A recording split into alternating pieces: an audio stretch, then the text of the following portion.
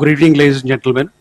I welcome you to this briefing by Foreign Secretary Sri Vikram Mishri on the ongoing developments regarding Operation Sindoor. We also have with us Colonel Sophia Qureshi and Wing Commander Vyomika Singh for this briefing. With that, I hand over the floor to Foreign Secretary.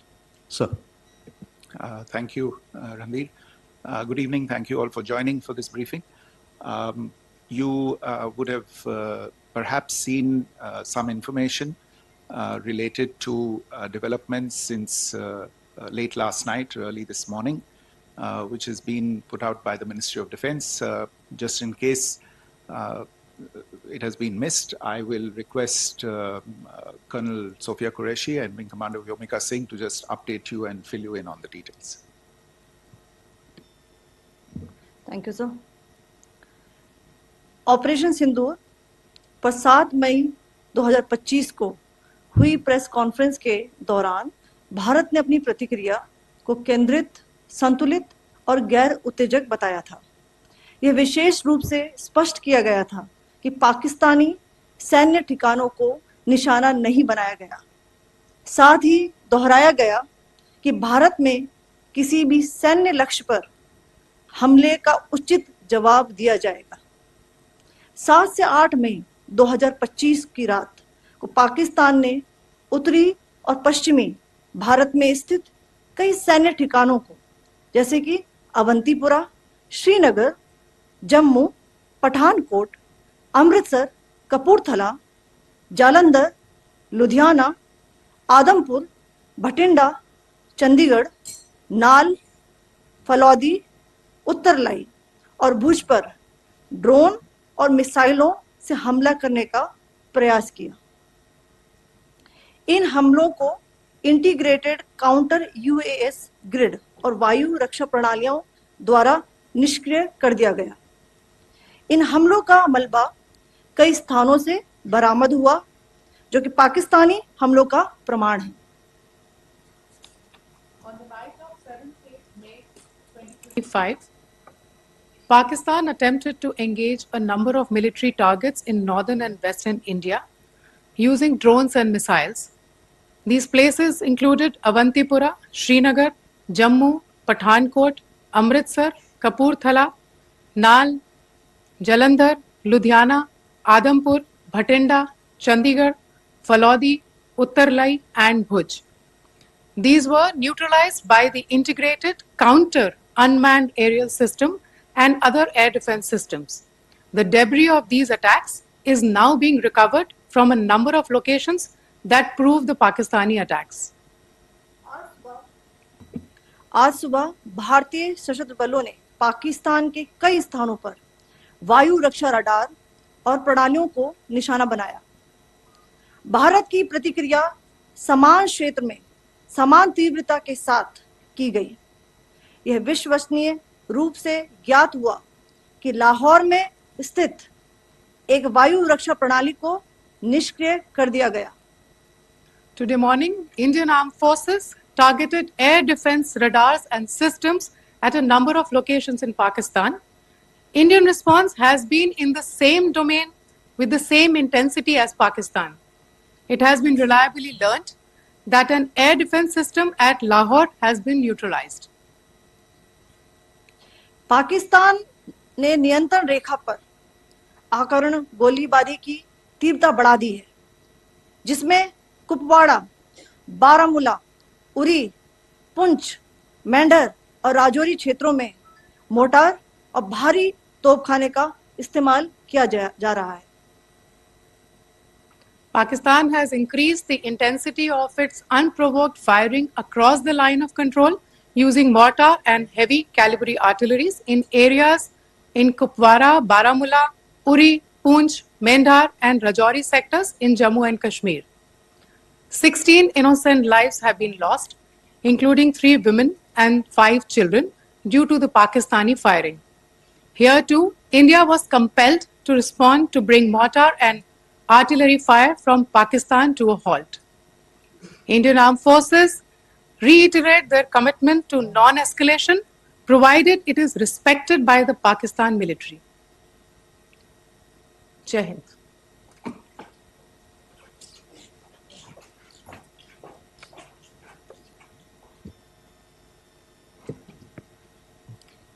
Thank you. Friends, this is, as I said, further to the briefing that was provided yesterday and some of the updates that have been just provided by Colonel Qureshi and Wing Commander Singh. I thought that we would just put some of the aspects related to the events that started on 22nd April with the barbaric terror attack in Pahalgam into further context, because there is a certain amount of commentary that has happened with regard to the events since then.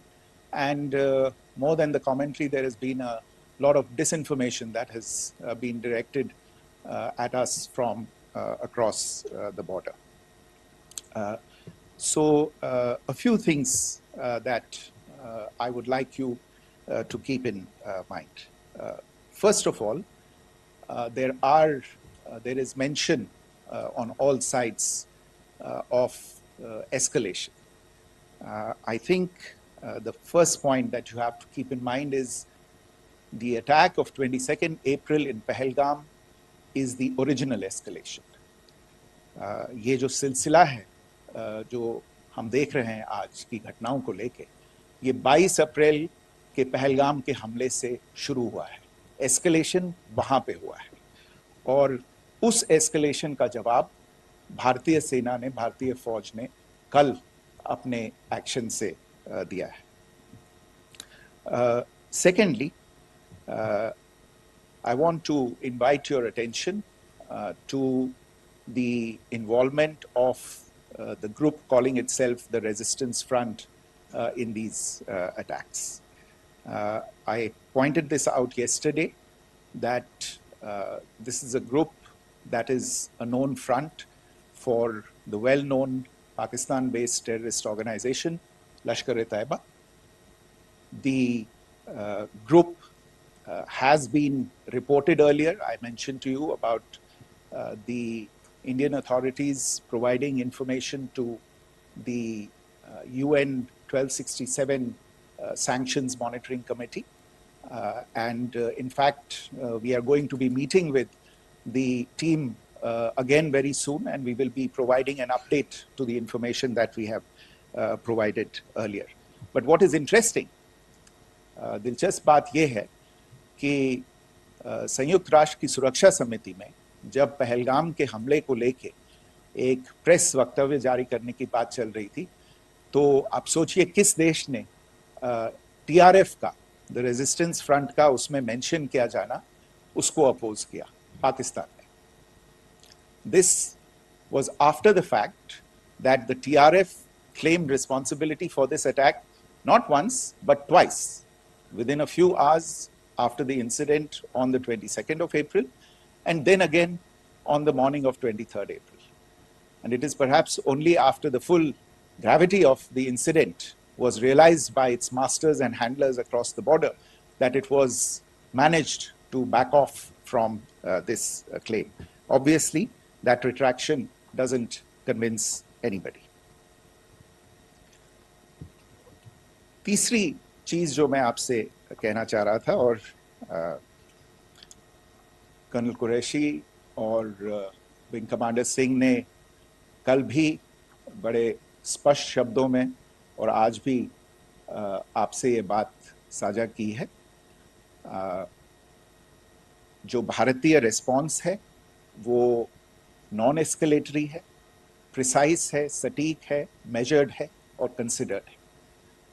Our intention has not been to escalate matters. We are only responding to the original escalation, as I said, and our response has been targeted, precise, controlled and measured. Only military, no military targets have been selected. Only terrorist infrastructure in Pakistan has been hit.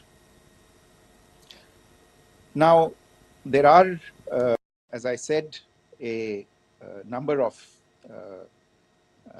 issues that have been raised in commentaries, and there's a lot of, as I said, unfounded disinformation and fabrication that has come from across the border. And I would just like to use this opportunity to set the record straight on some of these issues. The first of these is Pakistan trying to wash its hands off any and all involvement with terrorism. I think the Pakistani information minister said there are no terrorists in Pakistan. And I think he was challenged on that in the television program that he was appearing on. But even if I partially repeat myself from yesterday, I think Pakistan's reputation as the epicenter of global terrorism is rooted in a number of instances where concrete evidence is available, not just to India, but to governments and authorities and agencies around the world. There are several terrorist attacks around the world where Pakistani fingerprints have been found. I don't need to belabor the point with regard to this audience about where Osama bin Laden was found and who called him a martyr. Pakistan has also for decades pursued cross-border terrorism into India with impunity. And as I said yesterday also, in order to deliberately mislead the international community, they claimed that the terrorist Sajid Mir was dead. They came under pressure, and Sajid Mir was then brought back to life, arrested, and is now apparently in Pakistani custody. Pakistan is also home to a very large number of UN proscribed as well as UN proscribed terrorists, as well as terrorists proscribed by a number of other governments in the world, including, of course, the Lashkar-e-Taiba and the Jaish-e-Mohammed, as well as their leaders, Masood Azhar and Hafiz Mohammed Saeed.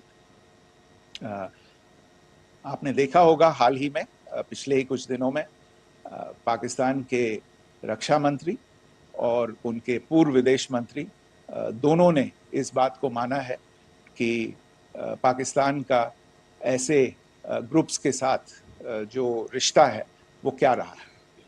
Both the defense minister and the former foreign minister of Pakistan, I think they've done a more eloquent job of this than I could ever do in terms of describing their country's implication in international terrorism and their involvement in housing these kinds of groups. दूसरा जो विषय है वो है पाकिस्तान का जो एक दावा है कि एक इंटरनेशनल impartial investigation होना चाहिए, एक joint investigative committee होनी चाहिए. These calls for jointly investigating this heinous and barbaric attack in Pahalgam. Again, I think you know the history well on this. You know the track record well, and it is not a bright track record insofar as Pakistan is concerned.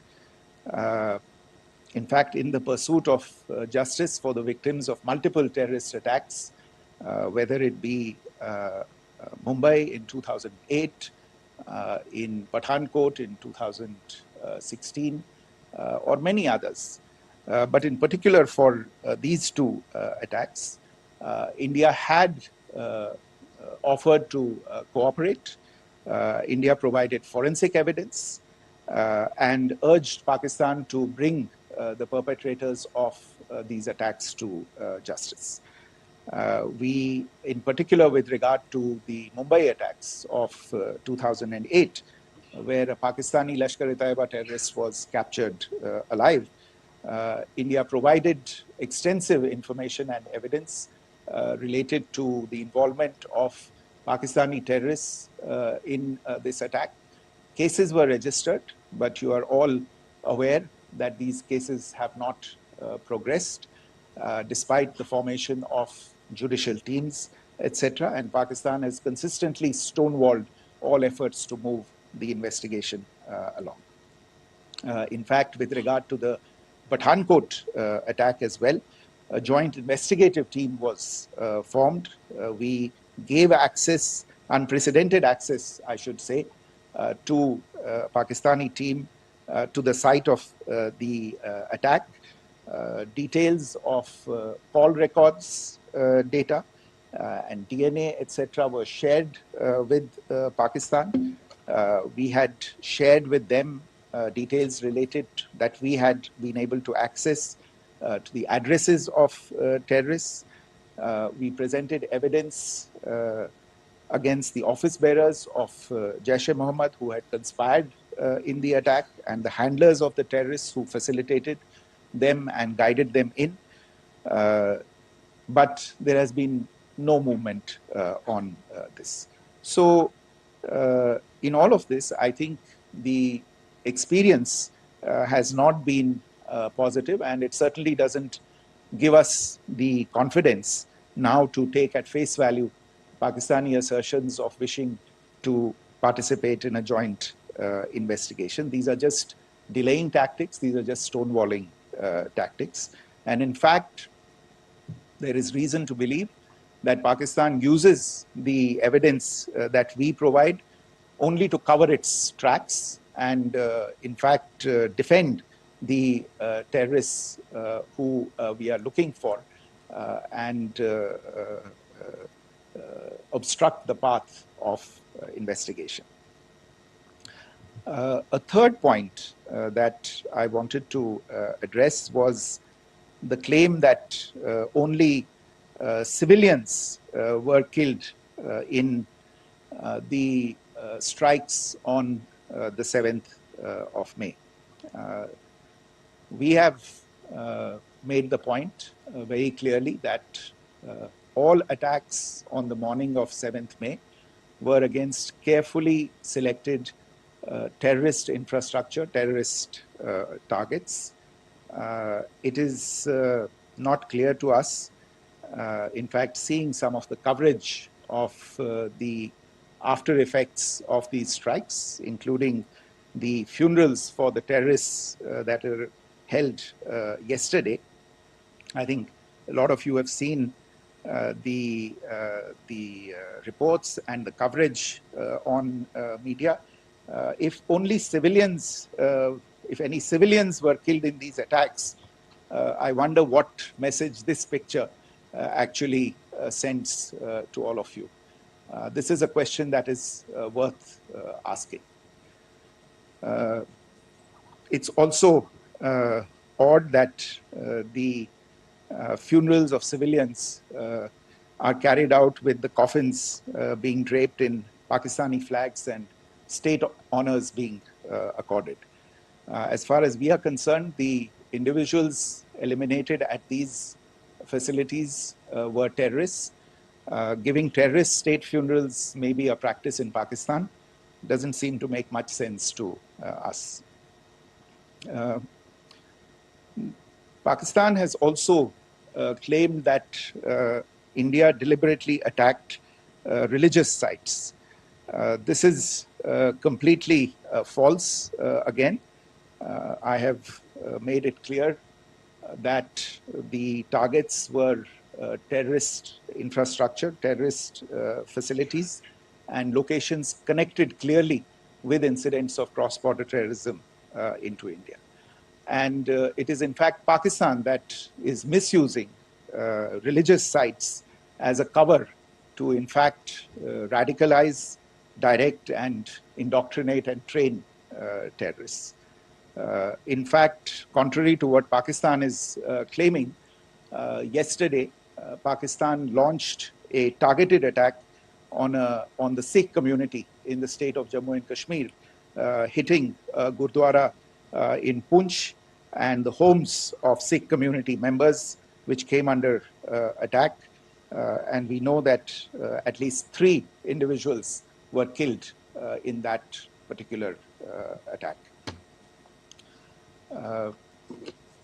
Pakistan is also making attempts to, in fact, just to add to this point, the retaliatory action that Pakistan has taken in fact is impacting civilians. I showed you the picture of the Gurdwara and the Sikh community members who were killed in this. There are other civilians also who've been killed and injured in these attacks.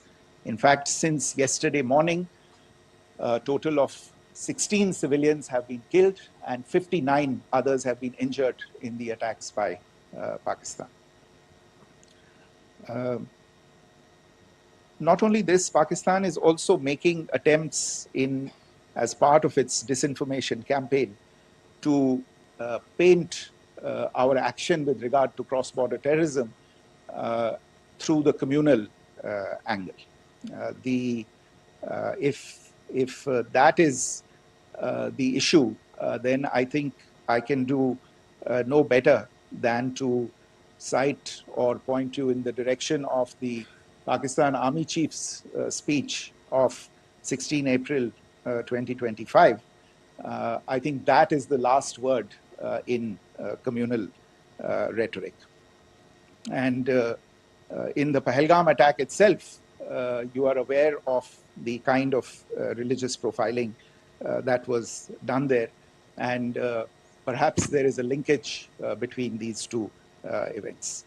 I can only say that these nefarious designs will not be allowed to succeed in India. And it is to be noted that people from all faiths, all religions, all regions in India have unequivocally, not just in India, but around the world, have condemned these attacks. The Pakistani claims of now responding to India's strikes of the 7th of May. As I said right at the outset, it is India which is responding. The original escalation was by Pakistan on the 22nd of April. We are the ones who are responding to that escalation with the action that was taken yesterday morning. And again, I would like to emphasize that the action was restrained. It was directed towards non-civilian, non-military targets and confined to terrorist camps. And again, as we have been saying since yesterday, any further action by Pakistan, some of which we are seeing today, is nothing but escalation by Pakistan now, once again, and will be responded to and is being responded to appropriately. One point that I wanted to also address was the allegations to the targeting of a dam, the Neelam Jhelum project in Pakistan-occupied Kashmir. I want to say that this is an absolute and complete fabrication and a blatant lie.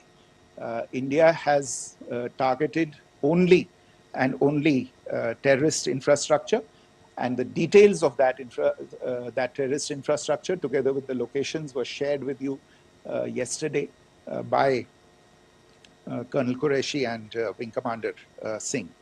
I should note that if this kind of a claim is a pretext for targeting Indian infrastructure of a similar nature, Pakistan will be entirely responsible for the consequences that will undoubtedly follow. Finally, I want to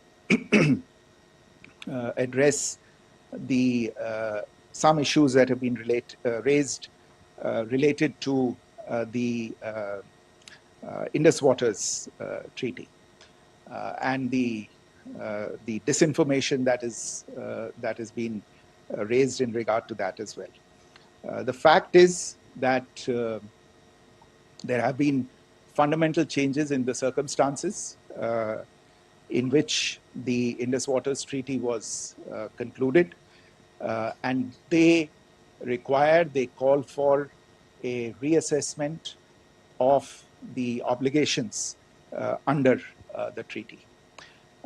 Over the last year and a half to 2 years, India has been in communication with the government of Pakistan.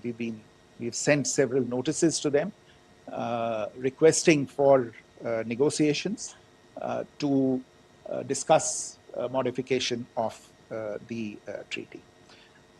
India has for 6+ decades now honored the treaty, even during periods when Pakistan imposed multiple wars on us, and even when relations were adversarial. Pakistan is the one that has been acting in violation of the treaty, deliberately creating legal roadblocks in India exercising its legitimate rights on the Western rivers. Any projects that India sought to build on the Eastern rivers, and even on the Western rivers, which we are allowed to by the treaty, were always challenged by Pakistan, thereby hampering our rights to utilize our legitimate waters under the treaty. In fact, if you see, the preamble of the treaty itself states that the treaty was concluded in a spirit of goodwill and friendship. Mark those words, concluded in a spirit of goodwill and friendship. ये भारत का धैर्य और भारत की सहनशीलता है जो 65 साल से हम इतनी प्रोवोकेशन के बावजूद इस ट्रीटी को निभा रहे हैं. However, as has been made clear earlier as well, Pakistan has not responded to our requests to enter into negotiations for a reassessment of the obligations under the treaty. A number of conditions have changed. This is a treaty that was based on the engineering techniques of the 50s and the 60s. We are living through the first quarter of the 21st century. Technological changes and technological advancements have to be taken into account. There are demographic changes. There are climate changes that have taken place. There is the imperative of clean energy. And of course, the terrorism that Pakistan has wreaked in the state of Jammu and Kashmir itself has hampered India's ability to exercise its rights under the treaty. Pakistan's persistent refusal to respond to our requests to enter into government-to-government negotiations on the modification of the treaty is, in a sense, itself a violation of the treaty. And therefore, India has taken the step of putting the treaty in abeyance until Pakistan abjures irrevocably its support for cross-border terrorism. Maybe I'll stop there. I mentioned earlier yesterday as well that this is an evolving situation. I would therefore ask all of you to be considerate and restrained. It will not be possible for us or my colleagues from the armed forces to share operational details at this point in time. Beyond that, if you have any questions, may I have time for only a few, and I'll try to answer those questions. Okay, I give the floor to Rishabh. On Secretary, good evening. This is Rishabh from Times Now. I just wanted to understand, as per the press release that has been released earlier today, it says that we have successfully hit at the air defense of Lahore. Does it give our forces a better chances if in case of further escalation? And are there other air defense places as well at strategic location that were targeted? Rishabh, you are violating the first rule that I set out at the end of my remarks. The press release that has been issued by the Ministry of Defense today speaks for itself. It is related to operational matters. It's been released by the Ministry of Defense. As more information becomes available, it will be released at the appropriate time. Once again, please don't go into operational details at this point in time, because this is a constantly evolving situation. Yeah, go ahead. Foreign Secretary Smita Sharma, just wanted to ask, the Pakistani Minister Ishaq Dar in an interview has claimed that the national security advisors of India and Pakistan have spoken to each other, if you could confirm or deny, and is complete severance of diplomatic ties with Pakistan also on the table? I have no information with regard to contacts between the two national security advisors. Insofar as diplomatic relations are concerned, you've seen the steps that were announced in response to the following the meeting of the Cabinet Committee on Security on the 23rd of April. There are no further steps that are under consideration at this moment in time. Here, go ahead. Foreign secretary, मेरा नाम मनीष है, मैं TV9 Bharatvarsh से हूं और आपने खुद ही बताया कि कितना मिस इन्फॉर्मेशन क्रॉस बॉर्डर से आ रहा है, बल्कि ऐसा लग रहा है जैसे पाकिस्तान के प्राइम मिनिस्टर और डिफेंस मिनिस्टर तक भी प्रोपेगेंडा करने में मिस इन्फॉर्मेशन में आ गए हैं। वो कई बार तो ये तक दावा करते हैं कि हम 3 राफेल हमने गिरा दिया, इतने हमने मिग गिरा दिए, और जब उनसे पूछा जाता है तो वो कहते हैं कि सोशल मीडिया में हमने ये सब चीज़ें देखी थी। तो अगर आधिकारिक तौर पर अगर आप कुछ कह सकें इस पर, ताकि उन्हें भी समझ में आए कि इस तरह के प्रोपेगेंडा नहीं चलने वाला है। देखिए, जब सही समय होगा तो आधिकारिक तौर पे इसके बारे में सूचना मिल जाएगी, लेकिन जो आपका प्रश्न है कि प्रधानमंत्री और उप प्रधानमंत्री और विदेश मंत्री, उनके रक्षा मंत्री इस तरह की बातें कर रहे हैं, तो इसमें अचरज की कोई बात नहीं है। आखिरकार ये एक देश है जिसने अपना इसका जन्म लेते ही झूठ शुरू हो गया था। 1947 में जब पाकिस्तानी फौज ने जम्मू कश्मीर पे दावा बोला, तो उन्होंने किसी ऐसे वैसे व्यक्ति से नहीं, संयुक्त राष्ट्र से झूठ बोला कि हमारा कोई लेना देना नहीं है इससे, ये लोग जो गए हैं वो तो कबायली हैं। वो तो जब हमारी फौज वहाँ पे पहुंची और UN के लोग, संयुक्त राष्ट्र के लोग खुद वहाँ पे पहुंचे, उन्होंने देखा कि वहाँ तो पाकिस्तानी फौज घुसपैठ करके आ गई है, उसके बाद पाकिस्तान को मुंह की देखनी पड़ी और उनको मानना पड़ा कि हाँ, उनकी फौज वहाँ पे कुछ समय से पड़ी हुई है। तो ये जो यात्रा है एक तरह से 75 साल पहले शुरू हो चुकी है, तो I am not surprise that this kind of disinformation is being indulged in. Yeah. Siddhant. Sir, Siddhant from Beyond. Sir, we have seen a lot of negative comments coming from the Pakistani military of escalation. If tomorrow there is an escalation, there are strikes, we know one attempt has been thwarted, what will be the Indian response to those attempts of creating more escalation? Because it is looking like it's going towards more escalation. And my second question is, are any other world powers, essentially the P5 countries, the West Asian countries, reaching out to de-escalate the current situation? Look, on escalation, we've already made our stance clear. I mean, there are 2 basic points. First of all, it is Pakistan that escalated on the 22nd of April. We are only responding to that escalation. And then what we have said yesterday and what my colleagues have said today, that now if there is an attempt at further escalation by Pakistan, it will be responded to in an appropriate domain. And therefore, the choice is entirely that of Pakistan to make. As to your second question, I don't think I can do better than to point you in the direction of the statements that are being made from practically every chancellery in the world and the sentiment that they are carrying. That sentiment essentially, and for the major portion, is support for the government of India in the context of the condemnation of the terrorist attack in Pahalgam on the 22nd of April. There is wide recognition of the government of India's right to respond to these attacks in self-defense, and of course a desire to ensure that there is not further escalation. I think these statements speak for themselves. Yeah. There. Sir, this is Mosami from India Today.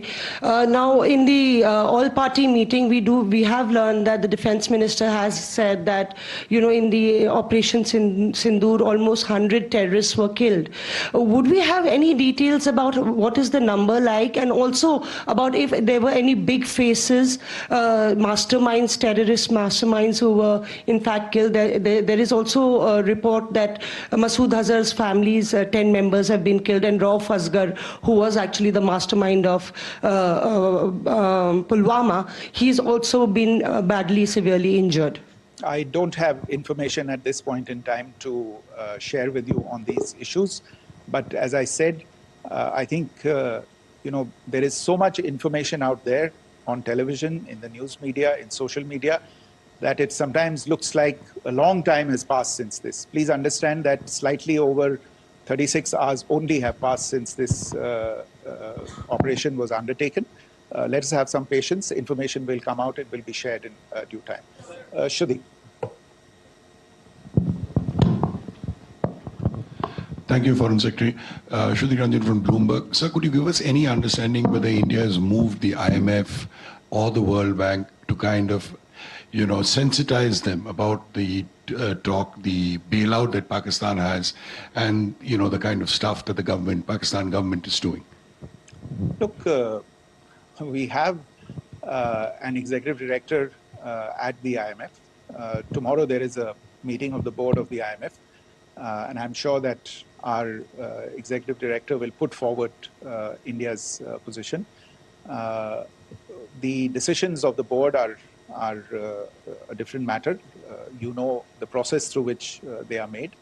But I think the case with regard to Pakistan should be self-evident to those people who generously open their pockets to bail out this country.